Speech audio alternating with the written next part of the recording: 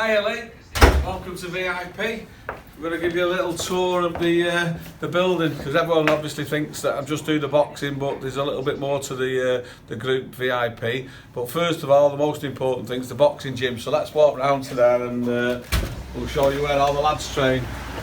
Probably be a quiet one today because it's Christmas time and there's not many people in the gym. I think obviously Jamie Moore trains the pros normally between 12 and 2.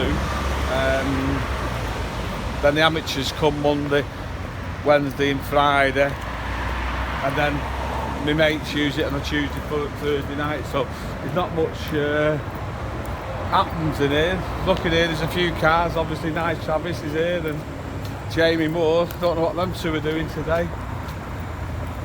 Might be doing a bit of training myself, sweating the beard off because he seems to be out on the pop all the time. So this is the entrance to the VIP gym. There's a bacon butty bar there, which is obviously not ideal for the boxers when they come in to start the training, and the first thing they see and smell is bacon butter. So come on, this is the entrance.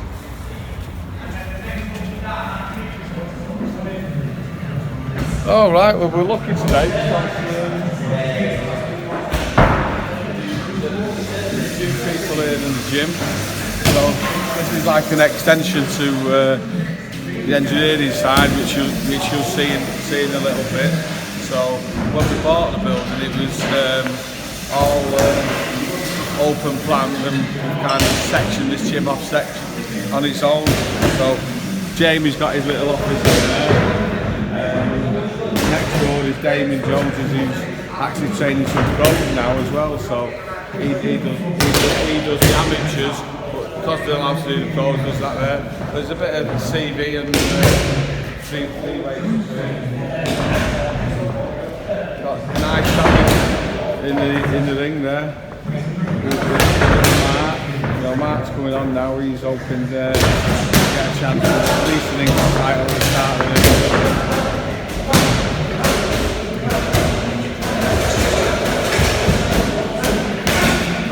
I mentioned before, Jamie does come in early a few days a week and does some privates for some people before he starts his training. So what we've got there obviously is a big 20-foot ring where we do all the sparring and technique work, and then down this side all the VIP bags, you can see they're all branded. Me and Jamie's got a separate business selling the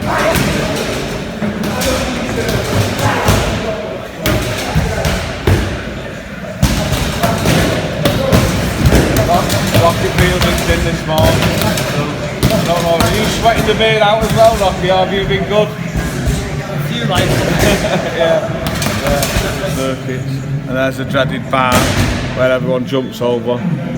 Changing rooms for the males and females down there. It's got a sauna in.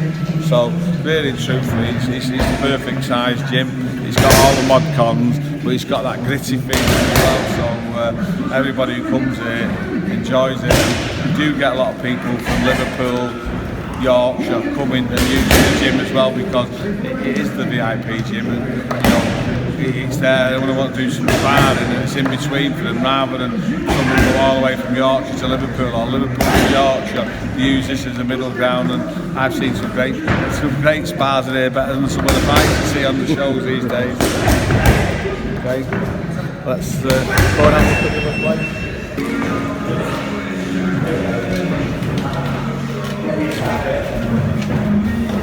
We're on now, Yeah. Right, so that's the fun part of the business where all the lunatics train. So, and now we're going to the real part. Take you back where all the hard work's done. So VIP 1985 it was when I set up the engineering business, and it's going from strength to strength. Started on my own, one-man band in a little office, no stock, and obviously when you'll see now we've got a 22,000 square foot building which we've purposely adapted to suit what we do. 20 people employed by us, various sales people and works staff in the store. Moved to this premises in Astley, which is just 5 minutes from my home down there. So instead of having to travel to originally Newton Heath, which was an hour's trip, and then into Manchester half an hour, could be even an hour in the morning, just get out of bed and it's a 5-minute stroll to Astley. So that's made life a little bit more easy for us. We actually opened a plumbing division when we moved here 8 years ago. So this is the trade counter, which is new on the plumbing side. So the underfloor heating, as you can see here, the boilers that we do, and a few bathroom suites, and all the sundry stuff that the plumbers use. But it's not a main source of income for us, the plumbing. It's just something that we've added on. So if you come through here, you can see the stores. Walking into here, we've got an order here of actuating valves that are going out. So we've got some manual lever operated ones, and then we've got the pneumatic actuated stainless steel ball valves, and again we've got some with the PFA lined valves, which will be for some chemical plant which has got some aggressive media which might attack the stainless steel. They're all in front of the car which someone's kindly sponsored Carframpton with. So while cars are back in Ireland, we put his car away in there. And then here what we've got is some valves. These come over from China, some wire strainers which clean the dirt out of the pipelines. And we've got some check valves which stop backflow prevention. And then here is a new part of the business, which is some stainless steel expansion joints. So that's a new division now, which we're starting to push. If there's any sort of expansion in pipe, this takes it out of it, together with anchors and guides. So these lot come from Turkey. So the cast iron stuff down there is China, and we've got Turkey down here. Some surplus valves that we're getting rid of, and then you can actually see the VIP bags that we stock together with the gloves up there. We'll have a little wander up there in a bit. So this is the stores. All these, some rubber pump flexes. So anyone who's got the pumps and they get the vibration banging through the pipe work, we do the isolators there for them in rubber. They're a Singaporean company who we deal with. As you can see, loads of stock down the aisles, all of sundries. And then the big ones that we've got here now are brass ball valves, come from Italy.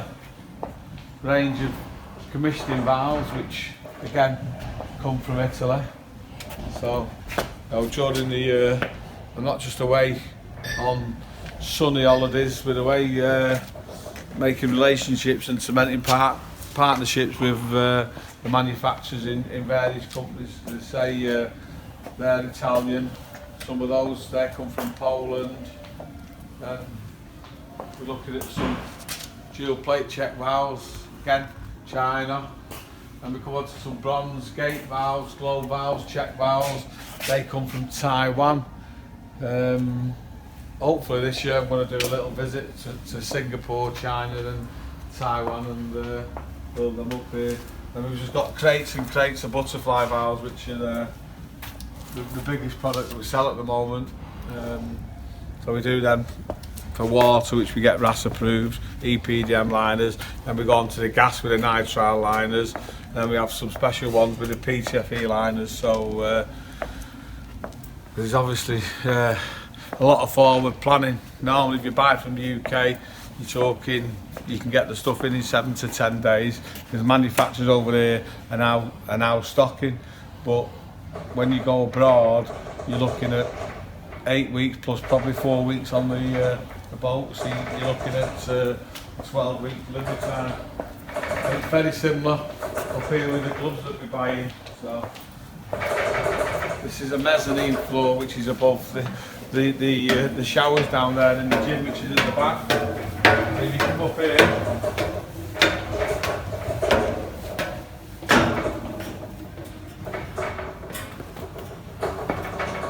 and we're just waiting for the shipment that's due in now to top our stock up, but as you can see, we've got a range of boxing gloves and equipment for the full range, you know, low cost PVC ones for the young kids, and we've got decent quality level ones for the amateurs.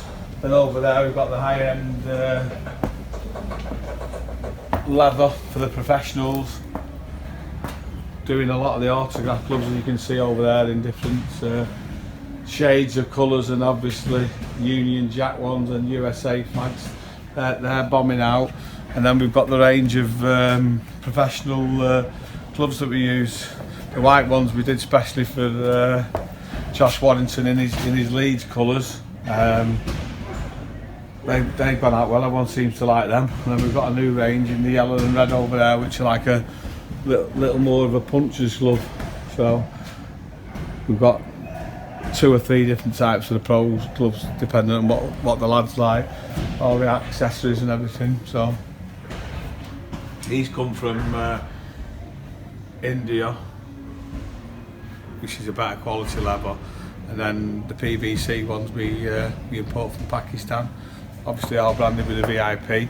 Jamie Moore works close with the manufacturers on them just to make sure they're made to the standards that he wants, and they're going quite well now. It took a while to pick up, but considering we don't do much apart from wait for people to come and buy them, we're doing okay. I think maybe next year we'll take a salesman on that and really start pushing it, because the quality of our product at the price is as good as any on the market. Yeah, people who are paying 250 quid for winning, presumably it's like buying a Boss shirt where they pay 70 quid, but it got Marks and Spencer's for the same stuff for a tenner, just a brand name.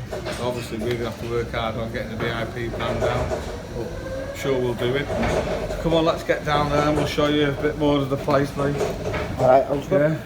So, as I was saying before, all these rubbers which we deal with, a Singaporean company, we tend to be supplying most of the merchants and the pub manufacturers in them there now. So, got a little bit of stuff ready to go there. Pool table which the lads use between 12 and 1, so well on the break to do that. Upstairs we've got a little bit of a plumbing showroom with the bathroom suites, which is another business we do. And then down here a bit of a test house and facilities for testing and calibrating pressure gauges and safety valves. So this is where it happens. We'll just walk through into the offices. I won't actually go in the offices because they're all working, but you get an idea of what goes on. So in there, my wife Lynn, she does the boxing equipment sales, which is mainly all off the website. And we've got the commercial office down there on the left. And you'll be able to see in here now is a sales office where all the sales people work. And then quickly, let's show me favourite picture. That's my old fella who sadly passed away. So let's go upstairs, Lee, where you can see where I got. Obviously you'll see pictures as we go along, the boxing memorabilia that we've picked up. And obviously football there, Cantona, one of my favourite players. Nice little piece on the wall off Anthony Josh, you know. He looks like he's going to be a superstar. Signing one of the VIP gloves, which is fantastic. Duran, one of my favourite fighters. It's mad really that I like Duran and Sugar Ray Leonard when the contrast of them both, but they were both good in their own way, but both fantastic fighters. I loved them. And then we've got Ricky Hatton and the Pacquiao gloves signed on there. I'll take you down the Walk of Fame as well. Unfortunately, it's not finished, but we'll go down. In fact, we'll come back to this there. I'll just show you the offices there. Ronnie O'Sullivan, don't know if you can pick that up in the gap there. Nice little snoop with Ronnie O'Sullivan. But as we go up here, we've got the account's office is down there. And in here, this is one of my many desks. So this is where I do the work and where I suffered a stroke, which we're going to talk about later on when we have a little chat. Nice montage which Jamie Moore gave me when he won the European title. Mike Tyson picture there. One of Terry Flanagan when he won the world title. And obviously all my shit on here which needs tidying up. As we go along, little brew room. So this is where we make the brew for everybody. And my favourite piece of kit here, you want to bring on that, my toaster, where I can do my eggs. So I can have egg and toast every morning when I come in. If I'm not on the bran flakes and bananas, which we try to do now, so I mix them up. Every day I used to have egg and toast, whether it is boiled or fried. But bran flakes and bananas now. And then we've got like a little sales office. Again, you'll see the mess, which is me just being behind on work. And then where we're going to have a little chat in the what we call the glass house. This is where I'm trying to catch up with everything, and as you can see, you know, my time running 3 or 4 businesses and trying to have a life and be with the family as well means that the paperwork's too much, and when the board are chasing me for my board tax reports, I can't even find the notes when I'm done there. But let's just quickly have a walk down this walker frame and then we'll come back here for the chat. And then what we've got here is all the VIP gloves signed by some of my favourite fighters. As you look there, you've got Michael Watson, Roy Jones, Sugar Ray Leonard, Nigel Benn, Roberto Duran. And we've got some down here of boxers who have signed them to me. And some who's become friends. Now Ricky Hatton's become a good pal of mine, as Amir Khan has as well. Frank Maloney, he was a good pal of mine, and then unfortunately when he changed to Keller, our relationship went a bit odd. A bit like he's got a bit odd, I suppose. But the walker frame, which we're just doing in here now, you'll see that we have an interest in our sports. This is Salford, who's our local team. That was the £1 million game where they managed to come back in the last minute and keep up in the main league. Marcus Rashford, who I think is going to be an actual superstar. He's getting better every game, and that's what you need to see with these young kids, that there's an improvement, because they can all come on the scene and say, oh, he'll be great when he makes it, but they don't get any better. He's getting better, he's going to be fantastic. Rooney, who's left us now, but that was one of my favourite goals, the overhead kick against Man City. The King, Dennis Law, very similar to the Rooney overhead kick. I don't recall what happened that there. I think that's an old West Ham kit there. It'd be nice to know whether that was a goal or what. I don't know.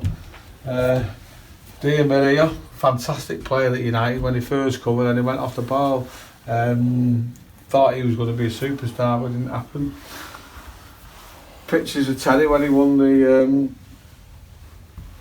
world title. Scholes, boots. Favourite piece. Ronaldo and Messi boots signed by him. That's a great one.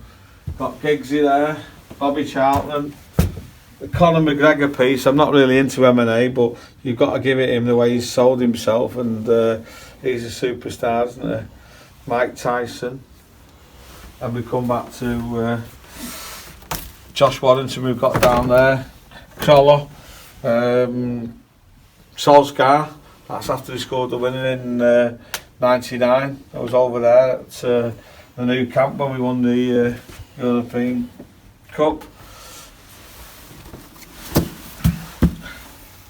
AP McCoy, you know, I mean, I go to the races, but you know, he's not one of my favourite sports, but I do have a good day out there. The AP McCoy one, what made me get that was that they do the film on Josh Warrington, which we've been doing for 2 years, and hopefully it's going to climax with the with the world title belt against Selby at Ellen Road, That's the dream anyway. But I watched the AP McCoy film and what he goes through and what the other race, what do you call them, jockeys go through is unbelievable, and it's very similar to the boxers that, you know, the training, they've got to lose the weight, they've got to be very careful with the diet, and then they're falling off the horses, they're breaking the collarbones, yet they're up next day training. Anyone not seen the film on AP McCoy, want to go and watch it, because he's gone from me just being a bloke who rides an horse to being an absolute legend. I think he was 20 years, he was the best jockey in the country, so he was fantastic. Yeah, so let's go and have a chat in here now then. Steve, you sat underneath your idol, Mr. Georgie Best. Yeah. You just give me a tour of your businesses. 32 years ago, is it? Well, 1985, I left employment to set up on my own, VIP. 20-year-old I was, yeah. Sorry, 1980. I was born in 62, so 1985 I was 23, yeah. So I'd finished work at 16. No ambitions of go to university, even though a few people thought I should have done. I just wanted to be out working. I've always been a grafter, and so I went straight into grafting. I did do day release at college and got I can't remember what it was then. It was an ONC, I think, in business studies, and I wanted to go on to the next one, which had gone, I think, into BTEC. It changed, but the company I was working for said I was too valuable to them to have a day off, and you know what, I was enjoying it. I was on the phone selling, making money for somebody, and I was happy, you know. I first come across you, it probably was about 30 years ago, because I had a lady used to work at John Shaw's. Right. Carl Dutton and Blue and all that. Yeah, used to go out on their trips to Blackpool. To Blackpool, yeah. Pete Costigan was my big mate there, but I used to go and supply to them. Bloody hell, in Salford, and there was a big company called Sir James Farm and Norton as well. It was round the corner. It was one of my customers when I first started, and fortunately now I think the textile industry with it taking a death, they both shut down, aren't they? Yeah, but no, I used to have some good fun with those Blackpool trips. But realistically, your business is what pays for your indulgence with boxing, isn't it? Yeah, I don't think people understand. I mean, I think the boxers are all millionaires, and they think the promoters are robbing the millionaires and got even more money, but it's not the case. If it wasn't for the fact that I've built a successful engineering business up, I wouldn't have been able to do the boxing, because I don't even think now I've had any wages out of boxing, and I've been doing it for 20 years. But you had a massive, as we've seen before when we walk round, I mean, it's not just boxing, it's football, it's rugby, but basically that's it, anything that's Manchester based. You're right behind. I'm a sports fan. I love all sports. You know what I mean? When I get home, my missus goes in the front room and she's watching EastEnders, Coronation Street. I'm on Sky or BT at the back, flicking through, watching any sort of sport. You know, football, darts, cricket, tennis, anything. I'll watch anything. How did you get into boxing then? What was the boxing. I used to always go around the country watching all the big shows, and I'd been to watch one of the Nigel Benn fights in the GMEX Centre, and I was in the pub the day after, and Steve the Viking Foster comes in the same pub, so I did know him, but in his picture, that was in the Priory Arms in Salford. He's still drinking there now? I pop back now and again just to have a slurp with him in there, but no, he'd fought, funny enough, I just bought my first house. I'd left home and bought my first house, and one of the brickies, Ian Chandler, was on there, so I bought a ticket not knowing Steve Foster was fighting him, so I'd actually gone to watch Ian Chandler, but obviously I supported Steve. And Steve was a brickie himself as well, wasn't he? Yeah, he's still doing a bit of brickying now, I think, and sight survising them. I mean, I seen him at Jolly Boy last week, so I catch up with Steve three times a year, where we can either have a chat or a little drink. But really and truthfully, from getting to know Steve, he was telling me about sparring opportunity with Nigel Benn, but he had to go on his own, and his trainer Billy Graham couldn't go because they weren't paying for him. So I said, well look, I'll chuck in for Billy to go, and I started sponsoring Steve, and you know, Steve's an infectious character, isn't he? And he used to take me along to the weigh-ins, which again I hadn't been ever to in there, and I got to meet a few of the other boxers, and me and him said let's just do a show, and it just started from nothing really, you know what I mean. It wasn't anything that was intended to do. It was really weird how it happened. Was your first professional show, was it 96, was it then? Yeah, it was just over 20 years ago. No, the first one was at the Willows in Salford, and Fran Harding topped it for us, right. and that's a great story on boxing really, because Fran got beat, and the kid who beat him was something Craig Joseph, I think he was called, and Fran said if I can't beat him I'm not going anywhere, and he gave up boxing.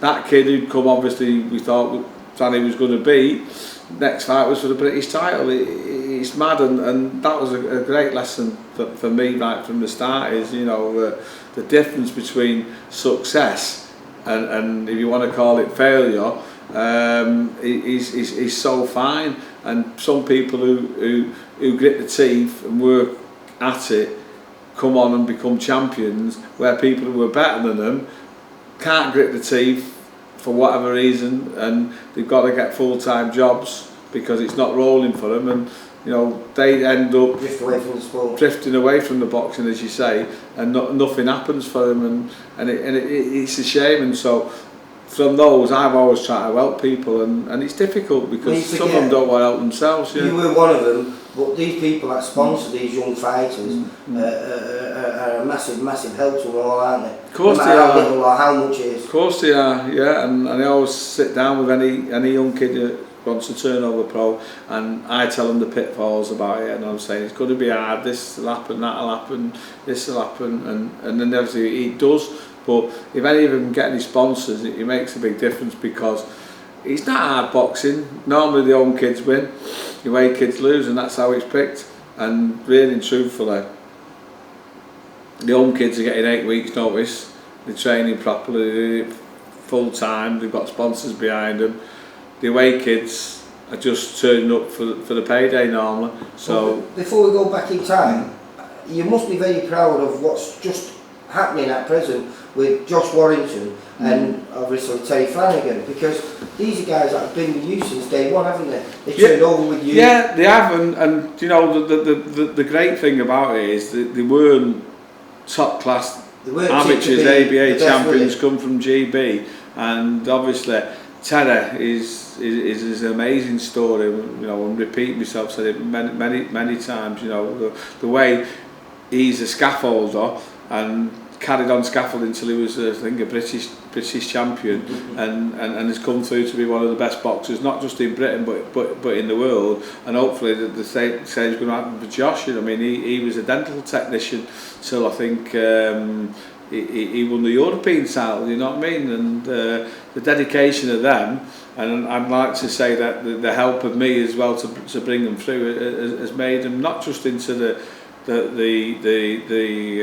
great fighters they are, but good people, and that's what it's all about. And when you say feeling proud, yeah, I do feel proud that, you know, we've been part of the journey for the likes of Terry and Josh, and before that obviously Jamie Moore was my first success, wasn't he? Yeah. Because I think you two, I mean, obviously he's like a son to you to a certain degree. I mean, he's still training, he has his gym in the back there with you. Yeah, I don't know where our affinity really come from. I was looking at that the other day. We are very close and we speak, and we've got a lot of the same things in common, apart from liking the sport and being Man United fans and things like that. But we seem to read things the same way, you know what I mean? And when we chat, we seem to always be on the same wavelength, and we have become good friends, me and Jamie, which is nice, you know, because at the end of the day, he just come to me to manage him when he was a 19-year-old kid turning over. So it's nice that we've gone through his career together.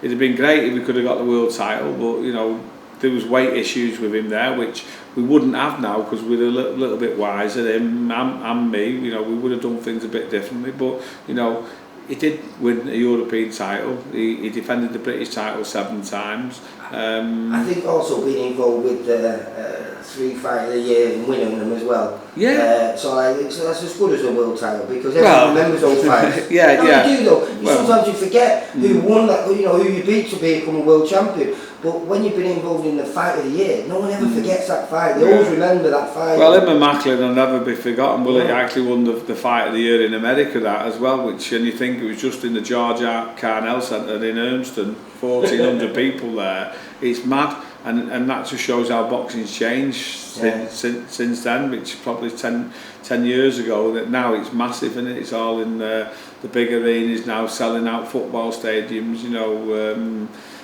If that was to happen now, the money they'd make and the size of the audience would be unbelievable. But it's great for the VIP gym now, because obviously the fighters that he's got training down there with Cal Frampton turning up must give you a nice little satisfaction knowing that you've done something right there. Well, most of them aren't with me, I don't know. That's no, I know, you know, Jamie's your boy. Yeah, you know, listen, I made up that for Jamie, that Carl Frampton's chose Jamie to be his trainer, and he can come over here and train in the VIP gym, and the likes of Tommy Coyle, who is with me, can train alongside him. And the great thing from that is they all seem to have a good crack, and you know, if he'd come over here and upset the apple cart, it wouldn't have been good. And one thing for sure, me and Jamie wouldn't have had to argue about it, you know what I mean. It'd just been sorted, because you know, everybody's got to be happy, because this is an horrible sport, and you know, I don't really want to talk about all the bad things that can happen in boxing, but it can be horrible. So if you can't enjoy yourself, there's no point in doing it. So, they definitely enjoy themselves down there. Yeah, they're having a good laugh there, and that's what I'm trying to do now, is to enjoy myself. And you know, as I mentioned before, when I was walking around in September 2016, I had a stroke in there and fell over on the floor for half an hour, and that's to do with all the stress of boxing. You know, there's no doubt about it. I mean, they can't really pinpoint what it was before. The other week I went in for just a check-up, and they said I was due a massive heart attack, and I was whipped off to a heart care unit, and I had a couple of stents into me. I mean, how was that again? Obviously, it was what, about 6 weeks ago. Yeah, I feel great. I feel great now. You know, we have a laugh, don't we? Now with Tommy Coyle's dad's had it. He's telling everyone he saved my life, Daddy Coyle, because when it happened to him, he just said, "Steve, you've got to go and get that angiogram where they send the dye down around. It'll tell you where the blockage is. Put the stents in, and you're a new man." Now, I didn't actually go running and get it checked out, but because of the circumstances, that's basically what happened. They found the blockage, fired some 2 stents in. Now the blood to the heart's flowing through. Everything's great again, but you know, you've got to take stock when those things happen, and you know, the number of times I'm on the phone arguing with different promoters and shouting and screaming and getting shouted and screamed at. I mean, that's stopping that now. I mean, if they don't do it, they don't do it. It's as simple as that. I'll always back my corner with my fighters, but I ain't getting to the stage now where I'm getting overexcited. Well, you are getting your fighters in some great positions. Yeah, I've always done that, you know, and the reason being is I put my hand in my own pocket and put my own shows on and build them up there, and you know. How many shows have you done this year? Too many. We won't be doing that many in 2018. 20 plus, isn't it, I think? I would have thought 20 plus, yeah. Plus has been involved with all the other TV shows as well. Yeah. Thursday every week we're out crafting, whether it's one of our own shows or fighters on the others. I mean, this weekend alone I had a couple of kids fighting Halifax on Friday. I had 8 fighting at Wigan on our show, and then I had 4 on the Sunday at the Jolly Boys, you know. So that's 14 fighters that were out over this weekend, and obviously I've not been home. So, you know, we've just got to take a stock of life. And going back a little bit, you were talking about it when we had a walk around the gym before, and I've got to be really thankful for you there, because you were saying it yourself. This gym now has become a bit of a meeting place, because you've got lads from Liverpool and you've got lads from the other side of Manchester, or from Leeds, or from Hull with Tommy and all that, all meeting here and all having the spars here. And as you were saying, some of those spars we get to chance to watch is just phenomenal. Yeah. I mean, I used to do a Saturday spar where everyone used to come, and I used to come with my little dog and sit down. And I'd watch for 2 hours, and it was fantastic. And you know what? The kids got better for that, because they were sparring with different kids and different styles, and a lot of times kids who were a lot better than them. And it brought them on, and a lot of my fighters greatly improved because of that. And I'm really really thinking about starting them again. I only stopped it because certain kids were not turning up and letting other people down, and I thought to myself, you know what I mean, I'm going out of my way to arrange this to help people out, but they can't help themselves out, so we stopped it. But you know, that was one of the things I mentioned about the downsides on boxing as well. And I have been too soft with people, and I ain't going to be now more. I'm here and I'll help people, I'll put money into the shows, but they're going to have to start helping themselves as well, and if they're not, they can go and find some other bug. Yeah.